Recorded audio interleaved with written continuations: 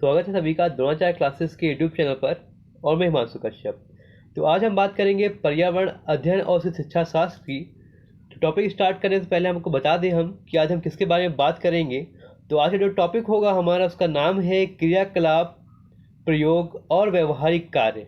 तो पर्यावरण में हम जानेंगे कि क्रियाकलाप, प्रयोग और व्यवहारिक कार्य का कार्य क्या होता है, ये क्यों महत्वपूर्ण होते हैं, इनके बारे में यहाँ पर हम चर्चा करेंगे। जैसे कि हम जानते हैं, पर्यावरण विषय को अच्छी तरह से समझने के लिए क्रियाकलाप एवं प्रायोगिक कार्य करना भी आवश्यक होता है, क्योंकि पढ़कर बच्चा इतनी अच्छी तरीके से नहीं सीख सकता जितना वो प्रयोग कर कर सीखता है। तो क्रियात्मक कार्यों द्वारा सीखी गई बातों का वह कभी नहीं भूलता है, क्योंकि जब बच्चा करके सीखेगा तो उसको वो हमेशा याद रहता है। इसीलिए प्रयोग करके सीखने से बच्चे की जो रचनात्मक प्रवृत्ति होती, रचनात्मक शक्ति होती, उसमें वृद्धि होती है एवं उसकी बुद्धि का विकास होता है। तो आज हम बात करेंगे क्रियाकलाप, प्रयोग एवं व्यवहारिक कार्य के बारे में।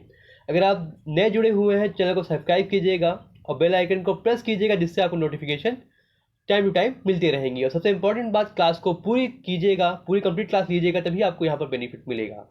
तो स्टार्ट करते हैं। इससे पहले आपको बता दें हम कि यहाँ पर बात कर रहे थे हम सीटेट की, जहाँ पर हमारी जो क्लास है ये 59 नंबर की क्लास होगी। इससे पहले हमने 58 क्लासेस कवर की हैं सीटेट की। अगर आपने 58 क्लासेस नहीं ली हुई है तो जरूर लीजिएगा, क्योंकि अगर आपने सारी क्लासेस लेंगे आप, तभी आपका सीटेट में स्कोर बेहतर हो पाएगा। लगभग 72 क्लास होनी है।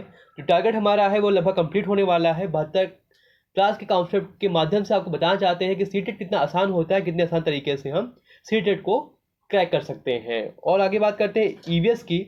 तो ईवीएस की इससे पहले 13 क्लास हो चुकी हैं, आज ये 14वीं क्लास होगी। तो अगर आप ईवीएस पढ़ना चाहते हैं तो आप 13 क्लास ले सकते हैं। प्लेलिस्ट दी गई है, लिंक में डिस्क्रिप्शन दिया गया है उसका, और साथ में प्लेलिस्ट अवेलेबल है हमारे यूट्यूब चैनल पे, आप वहां जाके सारी क्लासेस देख सकते हैं। तो आगे बढ़ते हैं, हम बात करेंगे आज हम क्रियाकलाप, प्रयोग एवं व्यवहारिक कार्य के बारे में।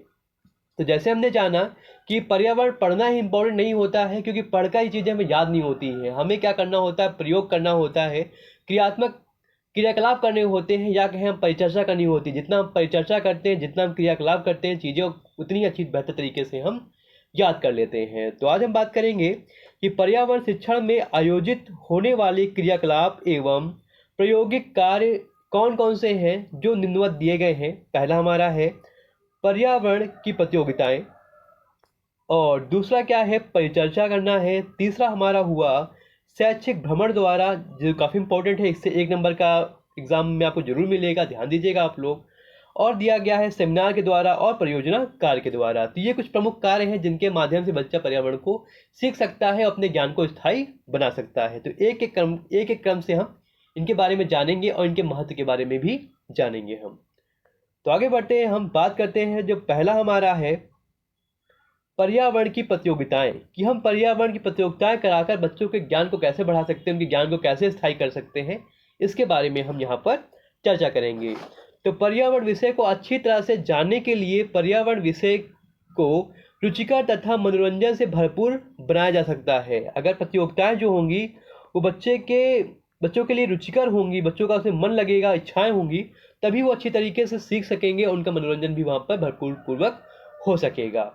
तो इस विधि के द्वारा पर्यावरण से जुड़ी सभी जानकारी को विस्तृत रूप से जाना जा सकता है। इससे हम क्या कर सकते हैं, पर्यावरण की जो भी हम जानकारी है उसको हम विस्तृत रूप से जान सकते हैं। और साथ में यह संपूर्ण ज्ञान को मनोरंजन से युक्त कर देता है, मतलब मनोरंजन से जोड़ देता है, जिससे बच्चे सीखने में और अधिक रुचि लेते हैं और पर्यावरण विषय को आसानी से सीख लेते हैं। तो ये बात होती है पर्यावरण की प्रतियोगिताओं के बारे में। आगे जानेंगे कि इसका महत्व क्या होता है। तो आगे बात करेंगे हम पर्यावरण प्रतियोगिताओं के महत्व के बारे में। पहला पॉइंट लिखा होगा आपके सामने, रुचिकर एवं मनोरंजनपूर्ण, जो कि परिभाषा में ही था कि पर्यावरण प्रतियोगिताएं जो होती हैं, इससे बच्चा जो होता है पर्यावरण विषय को काफ़ी रुचिकर और मनोरंजनपूर्ण रूप से सीखने का प्रयास करता है। ये काफ़ी रुचिकर होता है, क्योंकि ये हमारे दैनिक जीवन से जुड़ा होता है। दूसरी बात, इससे बच्चों को हम पर्यावरण के महत्व के बारे में बता सकते हैं कि पेड़ पौधे हैं, जल है, भूमि है, मृदा है, हमारे लिए कितनी उपयोगी है, उसका क्या उपयोग होता है, ये हमारे लिए संसाधन होते हैं। तो इसके बारे में बच्चों को बता सकते हैं। पर्यावरण के महत्व के प्रति बच्चों को हम जागरूक भी कर सकते हैं। तीसरा है प्रेम एवं सहयोग की भावना, काफ़ी महत्वपूर्ण होता है। जैसे कि आप जानते होंगे, बच्चा जो होता है खेल के माध्यम से प्रेम और सहयोग की भावना का विकास करता है ना जी। तो यहाँ पर खेल की बात करें, प्रतियोगिता की बात करें हम, तो इन प्रतियोगिताओं से बच्चों में खेल की भावना उत्पन्न होती है जो आपस में परस्पर प्रेम और सहयोग भी उत्पन्न करता है। तो यहाँ पर बात होगी प्रेम और सहयोग की। अगला है पर्यावरण से जुड़ी विस्तृत जानकारी। काफी महत्वपूर्ण होती है, क्योंकि भाई अगर हम पर्यावरण के बारे में सीख रहे हैं तो अगर हमें विस्तृत जानकारी नहीं मिल रही है तो हम कैसे चीजों को जान पाएंगे कि क्या आवश्यक है क्या अनावश्यक है। तो इस प्रतियोगिता के द्वारा पर्यावरण से जुड़ी जानकारी का भी विस्तृत ज्ञान बच्चों को हो जाता है। ये बात होती है प्रतियोगिताओं के माध्यम से। लेकिन सबसे इंपॉर्टेंट बात ये है कि अगर कभी भी प्रतियोगिता की बात होती है तो जो प्रतियोगिता है ये कैसी होनी चाहिए, मैंने बताया था आपको, ये स्वच्छ प्रतियोगिता होनी चाहिए कि बच्चा प्रतियोगिता खुद से करे कि हमें सीखना है, ना कि प्रतियोगिता किसी दूसरे से करे। तो भाई याद रखिएगा, हमें प्रतियोगिता दूसरों से नहीं करनी है, हमें प्रतियोगिता किससे करनी है, हमें स्वयं से प्रतियोगिता करनी है, हमें बेहतर करना है और हमें एक स्वच्छ प्रतियोगिता का पालन करना है जिससे हम खुद खुद के बारे में जान सके और खुद से ही सीख सके। हमें दूसरों से मतलब नहीं होना चाहिए। आगे बढ़ते हैं हम। तो आगे हम बात करेंगे, हम देखते हैं आगे भाई क्या है। तो आगे हम बात करेंगे परिचर्चा के बारे में भाई, कि परिचर्चा इंपॉर्टेंट क्यों है यहाँ पर, इसके बारे में हम जानने का यहाँ पर प्रयास करेंगे। तो परिचर्चा का इंग्लिश में बोलते हैं डिबेट करना भाई। क्या बोलते हैं इसको, बोलते हैं डिबेट। तो भाई डिबेट क्या होता है, परिचर्चा क्या होती है, हम जानते हैं। तो परिचर्चा का भी विशेष महत्व है शिक्षा में। हम शिक्षा की बात करें, क्योंकि चाहे डिबेट चाहे वो हिंदी में ली जाए, चाहे अंग्रेजी में ली जाए, चाहे किसी विशेष विषय पर ली जाए, वहाँ पर काफ़ी उपयोगी होती है। तो परिचर्चा का तात्पर्य क्या होता है हम जानते हैं। तो परिचर्चा का तात्पर्य ये होता है कि कुछ व्यक्तियों का समूह जो आपस में मिलकर अपने विचारों को व्यक्त करता है भाई। ये क्या करेंगे, अपने विचारों को आदान प्रदान करेंगे, एक दूसरे को देगा, एक दूसरे को देगा भाई, है ना जी। तथा उन पर विचार किया जाता है और समस्या का हल निकाला जाता है। एक ही विषय पर हम क्या करेंगे, परिचर्चा करेंगे, चर्चा करेंगे और जो भी समस्या है उसका हम हल निकालने का प्रयास करेंगे। तो परिचर्चा के द्वारा सभी व्यक्तियों के नए नए विचार व्यक्त होते हैं। यहाँ पर क्या होगा, सभी लोगों के विचार की स्वतंत्रता मिलेगी बोलने की, और सभी के विचारों के बारे में हम जान पाएंगे कि सबके विचार क्या क्या हैं, और ऐसे बच्चों के जो नवीन विचार होंगे वो भी हमारे सामने निकल कर आएंगे। तो इस विधि में मनुष्य आपस में विचार विमर्श करके समस्या का हल निकालता है। तो ये बात होती है किसकी, परिचर्चा की। आगे हम बात करते हैं परिचर्चा का महत्व क्या है, जब देखते हैं हम। तो भाई पहला दिया गया है सक्रिय योगदान। काफ़ी महत्वपूर्ण होता है, अगर हम परिचर्चा कर रहे हैं तो हमारा सक्रिय योगदान बहुत आवश्यक होता है। अगर हम चुपचाप बैठे रहेंगे वहाँ पर, निष्क्रिय रहेंगे, तो परिचर्चा में हमारा कोई भी योगदान नहीं होगा। तो ध्यान दीजिएगा कि इस पद्धति में सभी छात्रों का अपना सक्रिय योगदान देना बहुत ही आवश्यक होता है। दूसरी बात, यहाँ पर परिचर्चा में हम विचार विमर्श करते हैं, अपने विचारों को दूसरे के सामने रखते हैं और दूसरों के विचारों को हम समझने का प्रयास करते हैं। और विचार विमर्श से बच्चे की तर्क शक्ति का भी विकास होता है, तर्क चिंतन का भी यहाँ पर विकास होता है, तार्किक चिंतन का भी विकास होता है। अगला है विचारों की स्वतंत्रता। काफी महत्वपूर्ण है भाई।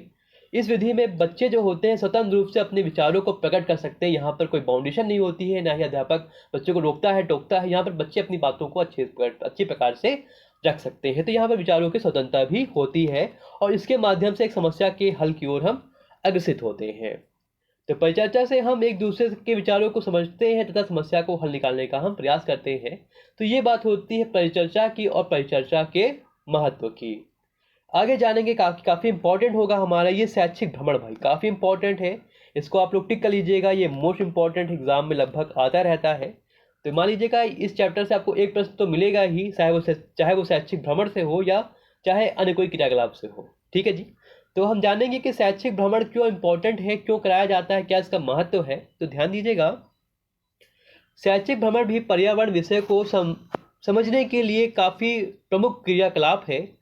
शैक्षिक भ्रमण में बच्चा स्वयं जीवन की वास्तविकता को देखता है। मतलब बच्चा क्या करेगा, स्वयं ही जीवन से जुड़ने का प्रयास करेगा, जीवन की वास्तविकताओं को जानने का वो प्रयास करेगा, अपने दैनिक जीवन से जुड़ने का वो प्रयास करेगा। ठीक है, अपने ज्ञान को क्या करेगा, वो दैनिक जीवन से जोड़ेगा, है ना जी।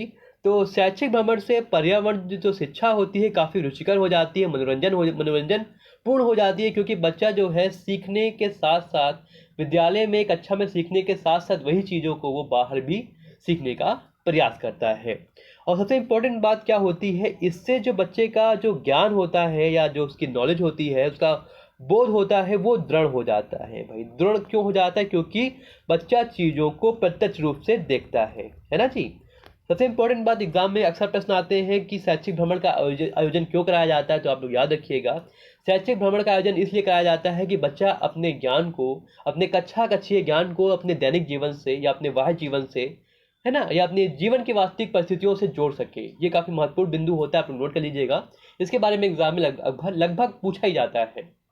तो बात करते हैं इसके महत्व के बारे में, क्या महत्व है इसका। तो पहला महत्व आप जान ही गए हैं, प्रत्यक्ष अधिगम। यानी कि प्रत्यक्ष अधिगम का अर्थ होता है कि बच्चा चीज़ों को अपने सामने देखता है और सीखता है, मतलब प्रैक्टिकल एक्सपीरियंस के माध्यम से करके सीखता है ना जी। जितना नॉलेज उसके सामने प्रत्यक्ष होगी, उसके सामने होगी, बच्चा उतना ही अच्छी तरीके से सीख सकेगा, अपने ज्ञान को वो दृढ़ कर सकेगा। इसीलिए आपने देखा होगा कि जब जब भी क्लासेस होती हैं बच्चों की, तो वहाँ पर हम लोग मॉडल्स लेके जाते हैं, चार्ट लेके जाते हैं, या फिर कोई हम टीलम लेके जाते हैं, जिससे बच्चे क्या ज्ञान को हम जोड़ने का प्रयास करते हैं। अगर मान लीजिए हम बच्चे को पेड़ के बारे में पढ़ा रहे थे, छोटा सा पौधा लेके जाते हैं कि भाई देखिए ये पौधा है, ये जड़, तना और पत्ती होती है। तो यहाँ पर क्या है, बच्चे को ज्ञान को हम प्रत्यक्ष अनुभव से जोड़ेंगे और बच्चा सीख सकेगा बेहतर तरीके से।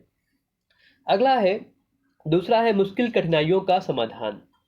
तो बहुत ही आवश्यक है भाई। इससे क्या होता है, बच्चा जब प्रत्यक्ष जीवन से जुड़ता है, प्रत्यक्ष समस्याओं से जुड़ता है, तो उसका समाधान भी आसानी से कर लेता है। तो मुश्किल कठिनाइयों का समाधान भी शैक्षिक भ्रमण के द्वारा हो सकता है। और सबसे इम्पोर्टेंट बात होती है, मोस्ट इम्पोर्टेंट, कि बच्चा अपने ज्ञान को दैनिक जीवन से जोड़कर भी सीखता है। तो यहाँ पर भ्रमण द्वारा विद्यार्थी पर्यावरण को दैनिक जीवन से जोड़कर सीखता है। तो ये बात होती है शैक्षिक भ्रमण की, काफ़ी इंपॉर्टेंट था। आप लोग ध्यान दीजिएगा, इसमें से आपको एक नंबर जरूर मिलेगा। तो बढ़ते हैं आगे, हम बात करते हैं सेमिनार की। कभी कभी सेमिनार के बारे में आता है कि भाई सेमिनार का आयोजन क्यों कराया जाता है, इसका महत्व क्या होता है। तो भाई सेमिनार का तात्पर्य बताते हैं आपको। मान लीजिए हम किसी विशेष विषय के किसी विशेष टॉपिक पर बात कर रहे हैं, जैसे मान लीजिए पर्यावरण की बात करें हम, तो बात करते हैं कि जल संकट के बारे में, विद्युत आपूर्ति के बारे में, कि ग्लोबल वार्मिंग के बारे में, अम्ल वर्षा के बारे में, और साथ में कहें कि भूमिगत जल कम क्यों हो रहा है इसके बारे में, या कोई भी विषय हमारा है कि पृथ्वी का तापमान बढ़ रहा है, एक पर्टिकुलर एक विषय पर हम चर्चा करें, बात करें, है ना। तो जो बात करते हैं वहाँ पर हम चर्चा करते हैं, वो सेमिनार उसको बोलते हैं, क्योंकि वहाँ पर हम विशेष विषय पर विशेष समय के द्वारा हम चीज़ों को क्या करते हैं, प्रस्तुत करते हैं। तो ये होता है हमारा सेमिनार। इसमें क्या होता है भाई, एक विषय के बारे में प्रस्तुतिकरण दिया जाता है। इसमें एक विद्यार्थी अन्य सभी विद्यार्थियों के सामने उस विषय को प्रस्तुत करता है। यहाँ पर बच्चा वार्तालाप नहीं करेगा, यहाँ पर क्या करेगा, एक ही बच्चा कहे या एक ही अध्यापक कहे, वो क्या करता है, सेमिनार का आयोजन करता है। वो सभी बच्चों को अपने थॉट, विचार को व्यक्त करने का प्रयास करता है। बाकी जो बच्चे होते हैं उनको समझने का प्रयास करते हैं कि इनका इस पर क्या मत है। ठीक है जी। तो बाद में अन्य विद्यार्थी उस विषय के बारे में प्रश्न पूछते हैं। अब यहाँ पर क्या होगा, जो भाई बच्चे बैठे हुए हैं उनके जो भी प्रश्न होंगे वो पूछेंगे कि सर यहाँ पर क्या होना चाहिए, आप जो बता रहे हैं इसमें थोड़ा सा गड़बड़ है या सही है, इसको आप सुधारिए, या जो भी है आपका बेटर है। तो ये बात होती है कि अपने प्रश्न को हम पूछ सकते हैं, अपने उनके विचारों को हम जान सकते हैं, अपने विचारों को भी हम रख सकते हैं। लेकिन यहाँ पर वार्तालाप नहीं होता है। यहाँ पर जो मेन होता है, वो सेमिनार का जो आयोजन करता है, वो अध्यापक हो चाहे बच्चा हो, वो मेन होता है भाई। ठीक है जी। तो बाद में अन्य विद्यार्थी भी उस विषय के बारे में प्रश्न पूछ सकते हैं तथा आपस में अपने विचार को प्रस्तुत कर सकते हैं।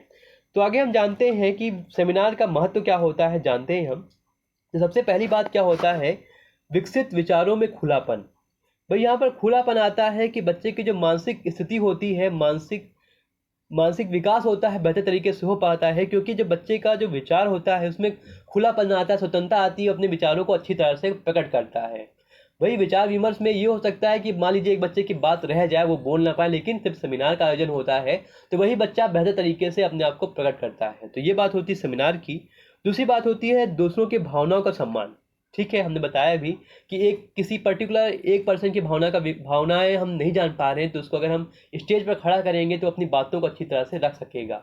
भले ही स्टार्टिंग में उसको थोड़ी सी डर लगेगा, लेकिन धीरे धीरे चीज़ों को समझ जाएगा और वहाँ पर बोलने लगेगा। यहाँ पर दूसरों की भावना का सम्मान भी होता है, और बच्चे का यहाँ पर आत्मविश्वास तो बहुत बढ़ेगा भाई। बहुत इंपॉर्टेंट है यहाँ पर कि सेमिनार के माध्यम से बच्चे का आत्मविश्वास भी बढ़ेगा, क्योंकि पर्टिकुलर एक बच्चा जब स्टेज पर खड़ा होगा, अपनी बातों को रखेगा, तो उसका जो आत्मविश्वास होगा वो भी वहाँ पर बढ़ जाएगा। और इससे हम पर्टिकुलर एक विषय पर गहन ज्ञान को हम प्राप्त कर सकते हैं कि जब एक ही विषय पर हम चर्चा करेंगे या एक ही विषय का सेमिनार होगा तो उसके बारे में अच्छे से हम जान सकेंगे। तो ये बात होती है सेमिनार की और उसके महत्व की। तो आगे बात करते हैं परियोजना कार्य की। काफ़ी महत्वपूर्ण होगा भाई परियोजना कार्य, ये अंतिम परियोजना कार्य होगा, इसके बाद हमारी क्लास को ये हम पूरा करेंगे। तो भाई परियोजना कार्य क्या होता है, जरा इसके बारे में हम यहाँ पर थोड़ा सा चर्चा करते हैं। तो परियोजना का अर्थ क्या होता है, खोज करके, भाई ध्यान दीजिएगा, परियोजना का अर्थ होता है खोज करके हम किसी समस्या का हल निकालें। ठीक है जी। तो पहले हम क्या करेंगे, अपनी समस्या का जो कारण होगा उसके खोज करेंगे, हम उसके कारण को जानने का प्रयास करेंगे और फिर उसको हम हल निकालने का प्रयास करेंगे। तो इसमें अध्यापक विद्यार्थी को किसी भी विषय की समस्या देता है और विद्यार्थी उस समस्या को अपने दैनिक जीवन से जोड़कर हल करने का प्रयास करता है। वह स्वयं खोज करके अध्यापक द्वारा दी गई समस्या का हल करता है। ध्यान दीजिएगा, यहाँ पर बच्चा स्वयं ही समस्या का हल करता है, अध्यापक का थोड़ा सा रोल होता है, लेकिन यहाँ पर मोस्टली बच्चा अपनी परियोजनाओं पे कार्य करता है। तो यही बात होती है परियोजनाओं की। आगे बढ़ते हैं, बात करते हैं इसके महत्व की। सबसे पहला महत्व यही होगा, ये बच्चा इससे क्या बनेगा, आत्मनिर्भर बनेगा। कैसे भाई, जब परियोजना बच्चा खुद से करेगा, चीज़ों को खुद से सीखेगा, तो क्या होगा, बच्चा आत्मनिर्भर बनेगा, अपने ऊपर चीज़ों को निर्भर करेगा। तो यहाँ पर बात होती है आत्मनिर्भर की। और दूसरा पॉइंट हमारा है क्रियात्मक एवं मूल्यांकन की। तो भाई यहाँ पर क्या हो सकता है कि इससे विद्यार्थियों की क्रियात्मक जो कार्य है उनका हम मूल्यांकन भी बेहतर तरीके से कर सकते हैं, उसकी भावना का भी विकास यहाँ पर होता है। सबसे इम्पोर्टेंट बात, अधिगम को दृढ़ बनाना। भाई जब बच्चा खुद से करके सीखेगा, है ना जी, जब बच्चा परियोजना करेगा, खुद से करके सीखेगा, जो उसका ज्ञान होगा वो क्या होगा, दृढ़ होगा। और यहाँ पर बच्चा क्या है, चीज़ों को स्वयं करके तो देखता ही है। तो ये बात होती है परियोजना कार्य की। तो यहाँ पर हमने पूरे टॉपिक को हमने जाना कि कैसे हमारा जो टॉपिक हमारा था क्रियाकलाप, परियोजना और परिचर्चा, कैसे यहाँ पर पर्यावरण के लिए इम्पोर्टेंट है। तो यहाँ पर हमने जाना किसके बारे में, पर्यावरण की प्रतियोगिताओं के बारे में, परिचर्चा के बारे में, शैक्षिक भ्रमण के बारे में, सेमिनार के बारे में और परियोजना के बारे में। जिसमें हमारा शैक्षिक भ्रमण है और परियोजना कार्य बहुत ही इंपॉर्टेंट है, लगभग एग्जाम में आता रहता है। और परिचर्चा भी देखा जाए वो भी काफ़ी इम्पॉर्टेंट है। तो अभी के लिए इतना ही, मिलते हैं बाद में। हम समझाएंगे आपको इस चैप्टर के जो रिलेटेड टॉपिक्स के जो क्वेश्चन होंगे जो एग्जाम में आए हुए हैं उनको हम बाद में कराएंगे। तो सभी लोग चैनल से जुड़े रहिएगा और क्लासेस पढ़े लेते रहिए। जो बच्चे नए हैं एक बार चैनल को सब्सक्राइब कर लें भाई, जब सब्सक्राइब कर लीजिएगा जिससे आपको नोटिफिकेशन जो है मिलते रहेंगे। साथ में बेल आइकन को भी जरूर प्रेस कीजिएगा। और साथ में इम्पोर्टेंट बात ये है कि जो हम बच्चों आपको पढ़ा रहे हैं इसका जो भी PDF हमारी है, ये PDF आपको हमारे टेलीग्राम चैनल पर मिल जाएगी। तो टेलीग्राम से अगर आप नहीं जुड़े हुए हैं अभी तक तो ज़रूर जुड़ जाइए, उसका जो लिंक होगा डिस्क्रिप्शन में दिया गया है। और अगर आपको ये पूरी क्लास अच्छी लगी है तो भाई एक बार आप लोग लाइक ज़रूर कीजिए, क्योंकि जब लाइक करेंगे तभी हम जान सकेंगे कि आपको ये क्लास कैसी लगी है, आपका फीडबैक क्या रहा भाई। और फीडबैक के लिए भाई आप लोग कमेंट क्लास के बाद करके जाइएगा, कमेंट जरूर दीजिएगा, लेकिन क्लास के बाद कमेंट दीजिएगा, ठीक है। क्लास के बीच में कमेंट मत कीजिएगा।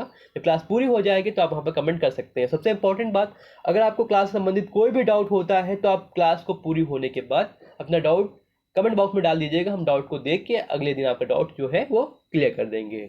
तो अभी के लिए इतना ही, धन्यवाद। मिलते हैं अगली क्लास में।